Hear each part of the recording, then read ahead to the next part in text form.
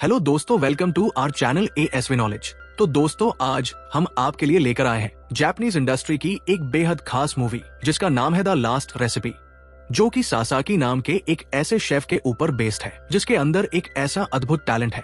अगर वो किसी भी डिश को एक बार ट्राई कर ले या फिर उसे किसी भी डिश के बारे में थोड़ा सा डिस्क्रिप्शन मिल जाए तो वो डिक्टो टेस्ट की डिश को तैयार कर सकता है और लोग इसके हाथ का खाना खाने के लिए घंटों वेट करते हैं। लेकिन इसकी लाइफ में कुछ ऐसे अनसुलझे सीक्रेट छिपे हुए हैं जो हमें इतिहास के पन्नों तक ले जाएंगे। अब वो कौन से सीक्रेट है ये तो हमें मूवी देखने के बाद ही पता चलेगा। तो चलिए बिना टाइम वेस्ट किए वीडियो को शुरू करते हैं। तो दोस्तों, मूवी की शुरुआत में हमें एक फ्यूनरल सीन दिखाया जाता है जहाँ एक जॉन नाम का लड़का बार बार सासाकी को कॉल करता है और उसे फ्यूनरल अटेंड करने के लिए कहता है। वो कहता है कि तुम यहाँ क्यों नहीं आना चाहते, जबकि तुम ये बात अच्छे से जानते हो कि अंकल रोनी हमारे पिता जैसे थे, उन्होंने हमें बचपन से पाला है और आज जब वो इस दुनिया को छोड़ कर जा चुके हैं तो तुम उन्हें आखिरी बार देखने भी नहीं आ रहे। अब सासाकी उससे बिना कुछ कहे ही कॉल कट कर देता है। अगले सीन में हमें हॉस्पिटल को दिखाया जाता है जहाँ एक बूढ़ा व्यक्ति अपने आखिरी दिन गिन रहा है, लेकिन मरने से पहले वो अपनी फेवरेट डिश खाना चाहता है जो कि एक फेमस रेस्टोरेंट की ऑमलेट राइस डिश होती है। लेकिन दिक्कत की बात यह है कि जिस रेस्टोरेंट की डिश वो खाना चाहता है वो रेस्टोरेंट कई साल पहले ही बंद हो चुका है, जिस वजह से वो अपनी फेवरेट डिश को नहीं खा सकता। अब उसकी वाइफ सासाकी को बुलाती है क्योंकि ये बात पूरे शहर को पता है कि सासाकी के पास एक स्पेशल पावर है जिसकी मदद से वो किसी भी डिश को एक बार टेस्ट करके ही उसे बना सकता है, या फिर अगर उसे डिश के टेस्ट के बारे में थोड़ा सा भी डिस्क्राइब करके बताया जाए तो भी वो सेम डिश बना सकता है। इसी वजह से वो लेडी सासाकी को हॉस्पिटल में बुलाती है।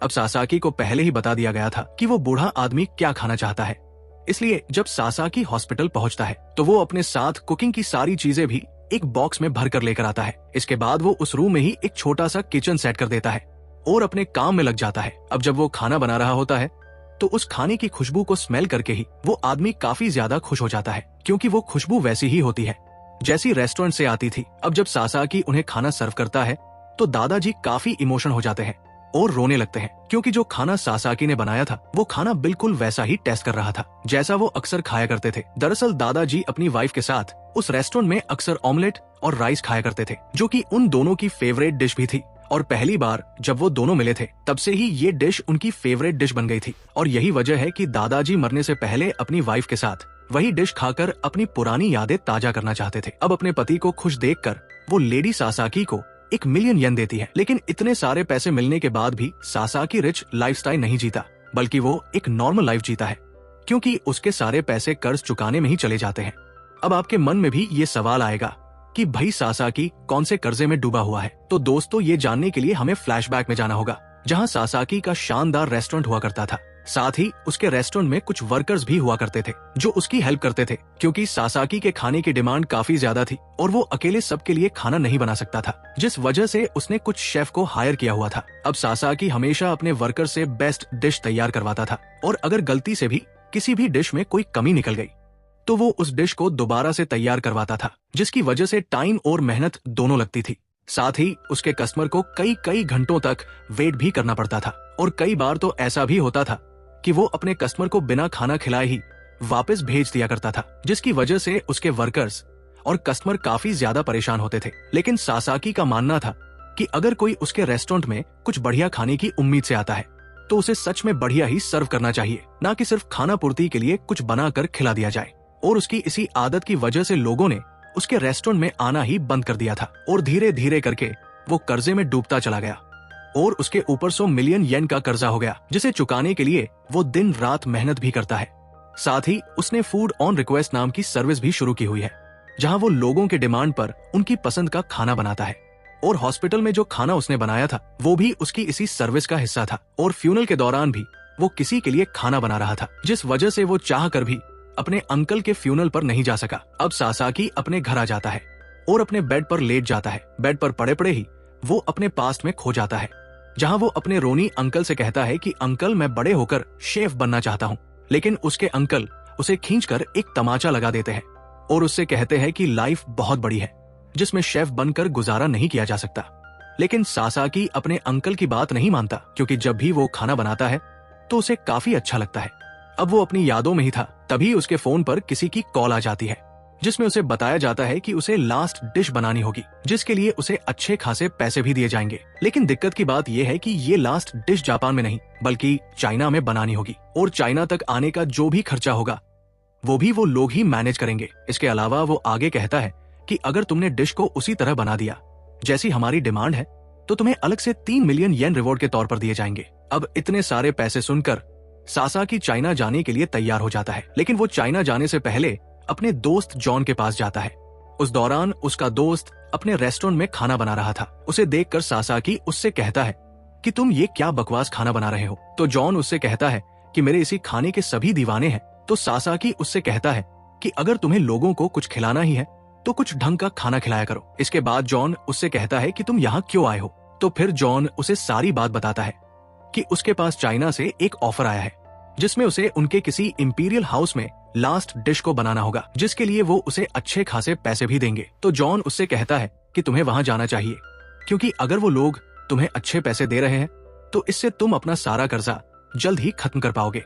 अब सासाकी भी उसकी बात से सहमत हो जाता है, लेकिन सासाकी के जाने से पहले जॉन उससे पूछता है कि तुम मुझे पहले ये बताओ कि तुम रोनी अंकल के फ्यूनरल में क्यों नहीं आए थे, जबकि तुम भी इस बात को जानते थे कि उनकी लास्ट विश थी कि तुम उनके फ्यूनरल में जरूर आना। अब ये सुनकर सासाकी उदास होते हुए कहता है कि जब वो 15 साल का था तब उसने रोनी अंकल से शेफ बनने के लिए कहा था, लेकिन उन्होंने उसकी बात नहीं मानी, जिसके बाद वो अनाथालय से भाग गया था और वो दोबारा वहां नहीं जाना था। इसी वजह से वो फ्यूनरल में भी नहीं जा पाया। अब जॉन उससे कहता कि तुम्हें एक बार आना चाहिए था। अब ये सुनकर सासाकी वहां से चला जाता है और वो चाइना जाने के लिए तैयार हो जाता है। अब कुछ टाइम बाद वो चाइना के बीजिंग शहर में पहुंच जाता है। इसके बाद वो किसी बड़े से रिसोर्ट में जाता है जहां उसकी मुलाकात एक बूढ़े व्यक्ति से होती है जिसका नाम किंग मिंग यांग है। ये भी अपने जमाने का एक लेजेंडरी शेफ रह चुका है। अब यांग सासाकी को उसका काम बताने की बजाय उससे उसकी पर्सनल लाइफ डिस्कस करने लगता है। वो सासाकी से कहता है कि मैंने सुना है तुम्हारा रेस्टोरेंट बंद हो चुका है, क्या तुम नहीं चाहोगे कि तुम्हारा रेस्टोरेंट फिर से खुल जाए और तुम्हारे ऊपर जो भी कर्जा है वो भी माफ हो जाए। अब इतना सुनने के बाद सासाकी चौंक जाता है और सोचने लगता है कि भाई इन दादाजी को मेरे बारे में सब कुछ पता है। अब सासाकी उनसे ज्यादा कुछ नहीं कहता। इसके बाद यांग उसे मंचूहैन इंपीरियल फेस्ट के बारे में बताता है जिसे चाइना किंग डायनेस्टी में बनाया गया था, और आज से कई साल पहले जापानीज आर्मी के कहने पर वहाँ अलग अलग डिश की एक बुक तैयार की गई थी जिसमें तरह तरह डिश की रेसिपी लिखी गई थी, और उन रेसिपीज को किसी और ने नहीं बल्कि खुद यांग ने एक जापानीज शेफ जिसका नाम निक था उसके साथ मिलकर तैयार की थी। लेकिन अब दिक्कत की बात यह है कि ना ही तो उसके पास वो बुक है और ना ही उसे सभी डिश की रेसिपी याद है, और यही वजह है कि यांग ने सासाकी को चाइना बुलाया है ताकि वो उन सभी डिश को तैयार कर सके। इसके बाद यांग उससे कहता है कि तुम अगर चाहो तो निक के साथ जो भी लोग काम करते हैं तुम उनकी हेल्प भी ले सकते हो। अब सासाकी ये सुनकर थोड़ा परेशान हो जाता है क्योंकि उस बुक में लगभग 100 से भी ज्यादा डिशेस की रेसिपी थी और सासाकी के पास इतना समय नहीं है कि वो आराम से इनको तैयार कर सके, क्योंकि पहले तो उसे निक की बुक को ढूंढना पड़ेगा, उसके बाद उन डिशेस को तैयार करना होगा। इसके अलावा उसे तो किसी भी हालत में 1 साल से पहले अपना कर्ज चुकाना होगा। अब यांग उसके फेस एक्सप्रेशन से जान जाता है कि सासाकी इस काम के लिए थोड़ा हेजिटेट कर रहा है, इसलिए यांग उसके सामने नोटों की गड्डी रख देता है। यांग उससे कहता है कि अगर तुमने उन सभी डिश को तैयार कर दिया तो हम तुम्हें 50 मिलियन येन देंगे, लेकिन तुम्हें सबसे पहले इंपीरियल हाउस होल्ड एजेंसी में विजिट करना होगा, क्योंकि वही से ही निक ने अपनी कुकिंग जर्नी स्टार्ट की थी। अब इतने सारे पैसे देखकर सासाकी सोच में पड़ जाता है कि अगर उसने इस ऑफर को एक्सेप्ट कर लिया तो उसकी सारी प्रॉब्लम एक बार में ही खत्म हो जाएगी। अब वो इस ऑफर को एक्सेप्ट कर लेता है, लेकिन वो यांग से पूछता है कि आखिर ये निक कौन है, जिसके बाद यांग उससे कहता है कि निक के बारे में तुम्हें इंपीरियल हाउस जाने के बाद खुद पता चल जाएगा। अब जब Sasaki imperial house hold agency पहुंच जाता है तो वहाँ एक एजेंट उसे निक के बारे में बताता है कि निक एक नामी शेफ था और उसके अंदर भी वही पावर थी जो सासाकी के अंदर है।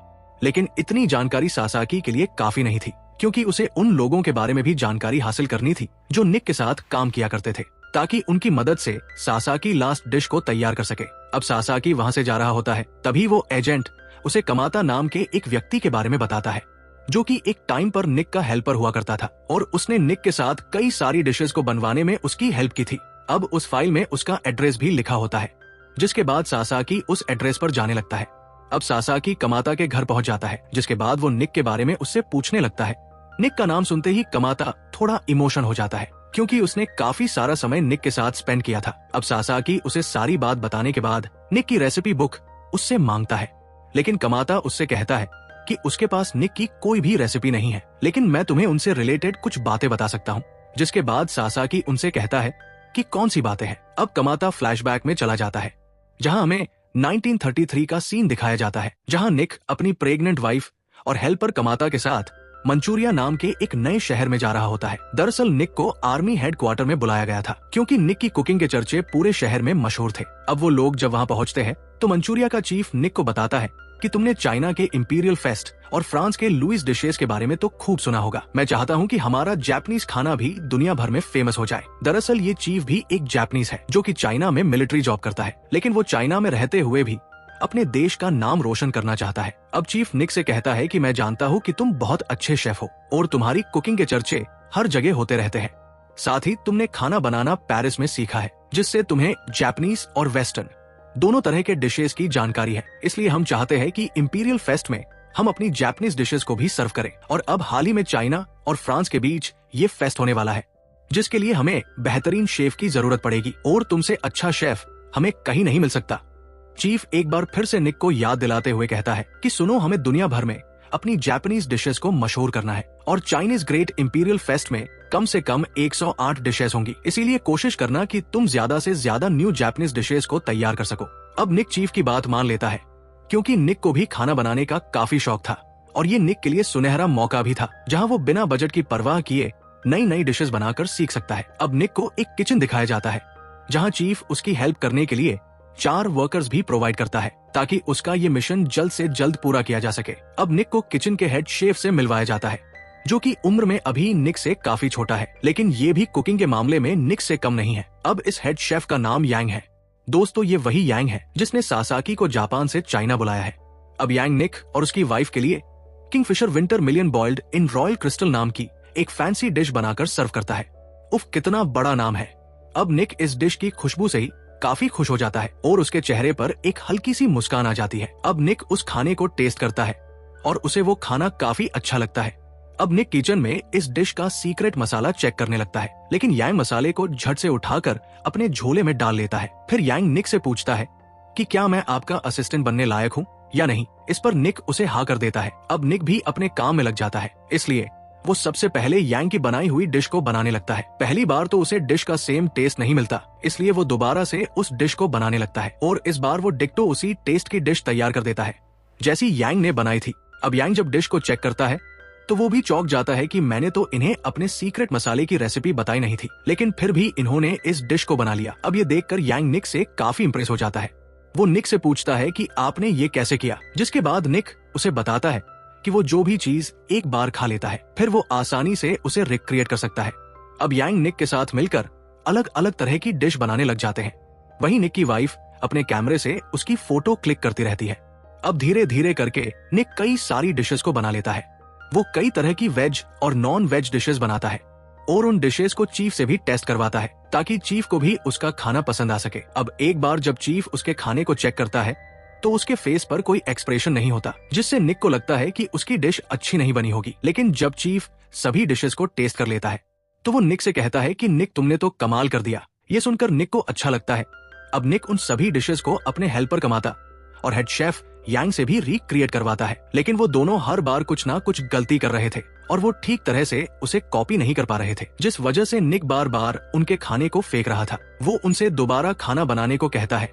अब जब सासाकी ये सुनता है तो वो भी चौंक जाता है, क्योंकि सासाकी के अंदर भी यही आदत थी और उसकी इसी आदत की वजह से आज वो अपने रेस्टोरेंट को बंद करवा कर बैठा है। अब कमाता आगे बताता है कि निक की आदत की वजह से हम सभी काफी परेशान हो गए थे, लेकिन निक की वाइफ चीजू काफी काइंड हार्टेड लेडी थी और वो उन दोनों की प्रॉब्लम को समझती थी, इसलिए उसने अपने कैमरे में उन फोटो को लेना भी शुरू कर दिया जब निक कोई नई डिश तैयार करता था, ताकि रिकॉर्ड की मदद से वो उन दोनों की हेल्प कर सके और अगली बार जब भी वो लोग किसी भी डिश को रिक्रिएट करे तो उन्हें ऐसा करने में आसानी हो जाए। अब चीजू का ये आइडिया काम भी कर गया था, इसलिए उसने डिसाइड किया कि वो अपने हस्बैंड की बनाई हुई डिशेस की फोटोज को लिखना शुरू करेगी, ताकि आगे चलकर ये काम आ सके।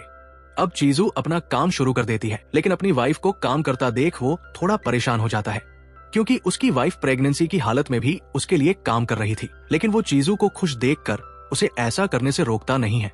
अब जैसे जैसे निक नई नई डिश बनाते जाते हैं, चीजू उस डिश का नाम और उसकी स्पेशलिटी को एक पेपर पर लिखकर वॉल पर चिपका देती थी, जो आगे चलकर इनके मेन्यू कार्ड की तरह काम करने वाली थी। अब धीरे धीरे वो दीवार लगभग पूरी भर जाती है। अब अगले सीन में दिखाया जाता है कि चीजू एक बेबी गर्ल को जन्म देती है, लेकिन डिलीवरी के दौरान ही उसकी मौत हो जाती है। अपनी वाइफ की मौत के बाद निक काफी डिप्रेस हो जाता है। वो अपने गम को कम करने के लिए ज्यादा से ज्यादा समय कुकिंग करने में बिताने लगता है।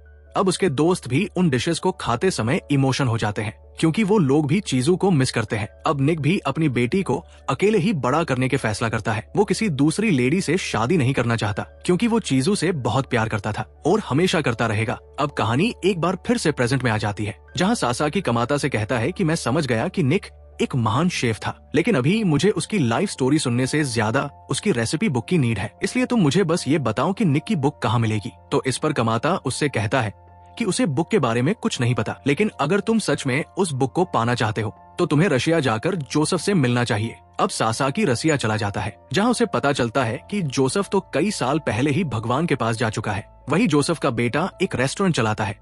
अब सासाकी उससे निक के बारे में पूछता है तो टॉम उसे बताता है कि जब निक अंकल अपनी बेटी के साथ यहाँ आए थे, उस दौरान मैं काफी छोटा था। मेरे डैड निक अंकल को अक्सर रसिया बुलाया करते थे, क्योंकि निक अंकल काफी अच्छा खाना बनाते थे। इसके बाद सासाकी उससे कहता है कि फिर तो तुम्हें निक की रेसिपी बुक के बारे में भी पता होगा। इस पर टॉम उसे कहता है कि मुझे बुक के बारे में कुछ नहीं पता, लेकिन मुझे इतना पता है कि निक अंकल ने जापानी से फेस्ट पूरी 120 तरह के डिशेस बनाकर रिकॉर्ड सेट कर दिया था, जिस वजह से वो काफी फेमस भी हो गए थे और उन्हें कुकिंग से रिलेटेड कई अवार्ड भी मिले थे। सब कुछ ठीक चल रहा था, लेकिन कुछ सालों पहले निक उनके हमारे पास वापस आए थे। वो अपनी रेसिपी बुक मेरे डैड को देना चाहते थे, क्योंकि उस दौरान मंचूरिया में कुछ क्राइसिस चल रहे थे, जिसकी वजह से वहाँ युद्ध जैसे माहौल बन गए थे और निक को डर था कि कहीं उसकी रेसिपी लीक ना हो जाए, जिससे दूसरे देश उन डिशेस को अपनाना कहने लग जाए, क्योंकि मंचूरिया में अलग अलग देशों के लोग रहा करते थे। टॉम आगे बताता है कि मंचूरिया के आर्मी हेडक्वार्टर में ही एक चाइनीज शेफ भी था।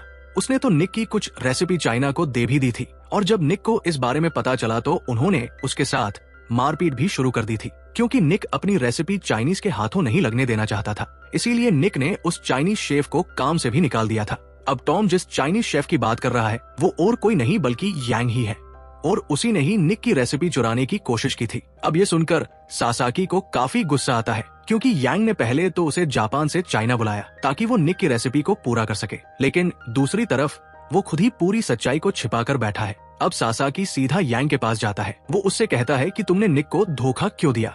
इस पर यांग उससे कहता है कि मैंने निक को धोखा नहीं दिया, बल्कि निक तो मेरे गुरु के समान थे। इसके बाद यांग उसके सामने एक लेटर रखता है। जब सासाकी उस लेटर को पढ़ता है तो उसे समझ आता है कि निक ने यांग को काम से क्यों निकाला था। दरअसल निक को पता चल गया था कि चीफ ने उसे सिर्फ खाना बनाकर जापान का नाम रोशन करने के लिए हायर नहीं किया था, बल्कि वो निक की पॉपुलैरिटी का यूज करके चाइनीज लीडर्स को फेस्ट में इनवाइट करना चाहता था और फिर उन्हें जहर वाला खाना खिलाकर मारना चाहता था, जिससे जापान और भी आसानी से चाइना को अपने कब्जे में कर सकता था। लेकिन निक चीफ के इस गलत काम में उसका साथ नहीं देना चाहता था, इसलिए वो जानबूझकर यांग पर रेसिपी बुक को चुराने का इल्जाम लगाता है ताकि वो उसे काम से निकाल सके और चीफ के गलत काम की वजह से उसको कोई नुकसान ना पहुंच सके। अब निक अपनी रेसिपी बुक की एक डुप्लीकेट बुक तैयार करता है, जिसे वो जोसेफ को दे देता है और अपनी रियल रेसिपी बुक को चीफ और बड़े अधिकारियों के सामने जला देता है और उनसे कहता है कि मैंने अपनी बुक की सभी रेसिपी को इस आग में जला दिया है, क्योंकि मैं तुम्हारे घिनौने काम में कभी तुम्हारा साथ नहीं दूंगा। अब निक की इस हरकत के बाद चीफ को उस पर काफी गुस्सा आता है। वो निक को जेल में बंद कर देता है और उसे गोली मारकर उसकी हत्या कर देता है। अब निक की हत्या की खबर पूरे शहर में फैल चुकी थी। अब वो लोग निक की बेटी को भी नुकसान न पहुंचा दे, इसलिए निक के साथ काम करने वाले एक शेफ ने निक की बेटी को अपने पास रख लिया और वो अपने बेटे रॉनी और निक की बेटी प्रिंसी को लेकर वहाँ से भाग गया। यांग आगे बताता है कि जब कुछ सालों बाद मंचूरिया का माहौल शांत हुआ तो वो प्रिंसी की खोज में निकल पड़ा, जिसके बाद उसे पता चला कि उस शेफ की मृत्यु हो चुकी है, लेकिन प्रिंसी एक सिंगल मदर है जो अपने बेटे के साथ रहती है। अब इसके बाद यांग प्रिंसी को उसके डैड यानी कि निक की अमानत उसे लौटा देता है, जिसके बाद प्रिंसी और रॉनी उस बुक की मदद से एक रेस्टोरेंट खोलते हैं और उनका रेस्टोरेंट काफी अच्छा खासा चलता भी है। लेकिन एक दिन अचानक उनके रेस्टोरेंट में भयंकर आग लग जाती है, जिसके बाद प्रिंसी को याद आता है कि उसके डैड की रेसिपी बुक तो रेस्टोरेंट के अंदर ही रह गई, इसीलिए वो उस बुक को लेने के लिए अंदर चली जाती है। अब प्रिंसी बुक को तो बचा लेती है, लेकिन वो अपनी जान नहीं बचा पाती। अब प्रिंसी की मौत के बाद रोनी बुरी तरह से टूट जाता है इसके बाद वो एक अनाथालय खोलता है जिसमें वो प्रिंसी के बेटे को अपने बेटे की तरह पालता है। अब पूरी कहानी सुनने के बाद यहाँ एक सीक्रेट पता चलता है। दोस्तों वो अनसुलझा सीक्रेट ये है कि सासाकी की ही निक्का नाती है, उसका खून है, जिस वजह से उन दोनों की आदतें बिल्कुल सिमिलर है। अब स्टोरी जानने के बाद सासाकी को समझ आ जाता है कि प्रिंसी और कोई नहीं बल्कि उसकी माँ थी और निक उसके नाना थे, और यही रीजन है कि सासाकी के अंदर भी कुकिंग को लेकर इतना पैशन है जितना निक के अंदर था। और इसी कारण की वजह से रॉनी अंकल नहीं चाहते थे कि सासाकी शेफ बने, क्योंकि खाने की वजह से ही उसका पूरा परिवार बर्बाद हो गया था। यांग आगे कहता है कि जब रॉनी की मौत हुई थी तब जाकर जॉन के जरिए हमें तुम्हारे बारे में पता चला था, और मैं चाहता था कि तुम खुद अपने पूर्वजों की रियल स्टोरी से रूबरू हो, और जानबूझकर हमने लास्ट रेसिपी के नाम से ये मिशन शुरू किया और तुम्हें ये मिशन दिया। अब सारी सच्चाई जानने के बाद सासाकी को कुछ समझ नहीं आता कि वो इस सिचुएशन में कैसे रिएक्ट करे, इसलिए वो वापस चला जाता है। अब वो अपने दोस्त जॉन के पास जाता है और सारी बात बताता है, लेकिन जॉन उसकी बात सुनने के बाद कहता है कि मुझे तो पहले से ही तुम्हारी सच्चाई पता थी। दरअसल अंकल रॉनी ने पहले ही जॉन को उसकी सारी बात बता थी। वो चाहते थे कि जब सासाकी बड़ा हो जाएगा तो वो उसे उसके पूर्वजों की रेसिपी बुक दे देंगे, लेकिन वो 15 साल की उम्र में ही अनाथालय छोड़कर भाग गया था, जिस वजह से वो ऐसा नहीं कर पाए थे। और उसके बाद भी सासाकी उनसे मिलने के लिए तैयार नहीं था, क्योंकि कुकिंग की वजह से वो बहुत बड़े कर्जे में डूब गया था, और अगर वो रोनी से मिलता तो वो उनका सामना नहीं कर पाता, क्योंकि रोनी ने पहले ही उससे कहा था कि कुकिंग करके तुम सरवाइव नहीं कर पाओगे। और आज तो उनकी कही बात सच हो चुकी थी। अब कहानी 3 महीने बाद की दिखाई जाती है, जहां सासाकी उस अनाथालय की रिस्पांसिबिलिटी संभाल रहा था जहां वो बचपन में रहता था। अब वो अपने नाना की रेसिपीज को बिल्कुल वैसे ही बनाता है जैसे उसके नाना बनाया करते थे। सब कुछ अच्छे से चल रहा होता है, और इसी के साथ ही इस मूवी का एंड हो जाता है। उम्मीद है दोस्तों आपको ये स्टोरी अच्छी पसंद आई होगी। दोस्तों अगर ये वीडियो पसंद आई हो तो जाने से पहले वीडियो को लाइक और चैनल को सब्सक्राइब करना मत भूलना। मिलते हैं अगली वीडियो में, तब तक के लिए अपना और अपनी फैमिली का ध्यान रखें। राधे राधे।